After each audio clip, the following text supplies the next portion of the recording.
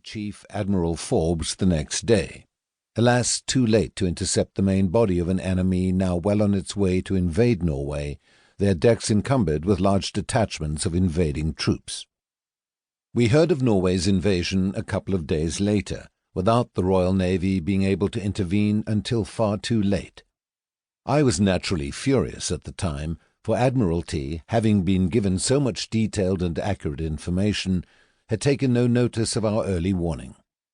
Some months later, when visiting London, I found my friend Captain Ralph Edwards, Operations Division, who had been duty captain at Admiralty the evening of 7 April when my telegram reporting enemy ships and their probable Norwegian destination had been received. He told me he had taken it straight across to Winston Churchill, who, after studying the contents, had merely remarked, "I don't think so."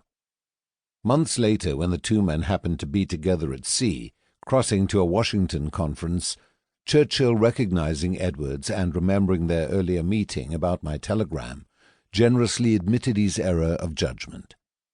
Ralph Edwards had also kept a private diary in which he had made notes during those fateful days.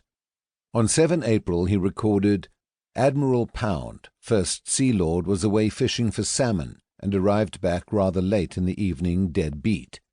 DCNS, Pound's deputy, was tired, and the First Lord Churchill well dined.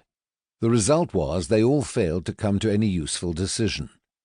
In the earlier part of the evening, DCNS agreed with me that this might be part of the heralded attack on Norway.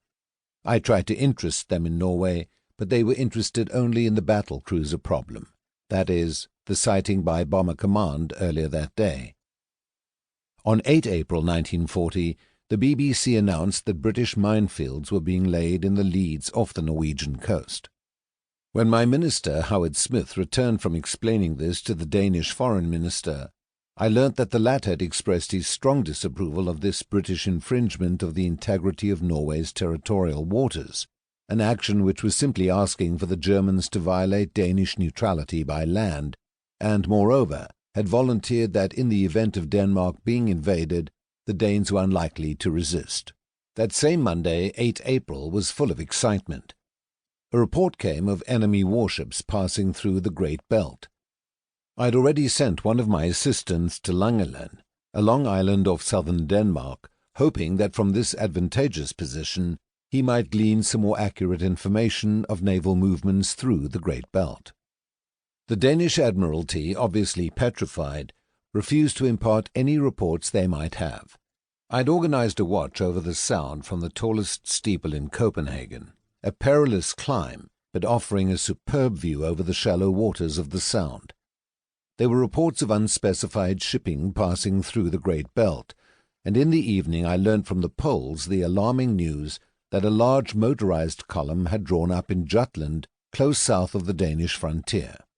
We had once asked the Danish ministry to confirm our information, but they replied that the German ambassador and Naval Attache had just given assurances that there would be no threat to Denmark. The day ended with a feeling that great events were impending and, having destroyed most of our secret papers and ciphers, we must now await the morrow. Sleep being impossible, one or two of us attended a splendid party given by the hospitable Uruguayan minister. Here we felt the occasion reminiscent of the ball in Brussels before Waterloo, and our minds were filled with foreboding. It was after 4 a.m. and now Tuesday, 9 April, when I reached my hotel. A beautiful dawn began to break, and everything was so quiet that I started to think that perhaps our fears were, after all, unjustified.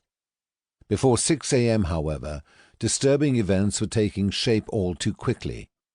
First came the terrifying roar of German aircraft passing close overhead in formations of 3s and 12s, dropping leaflets which caused alarm among the awakening inhabitants.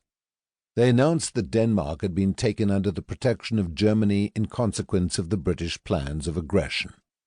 I quickly made my way to our legation, only to find a huge German soldier guarding the front door, but no one at the back. Thus, some of us, attachés, secretaries, and others, were able to enter. After the shock of the enemy's early morning intrusion, we were hardly feeling at our best, but Mrs. Howard Smith soon cooked us all a hearty breakfast.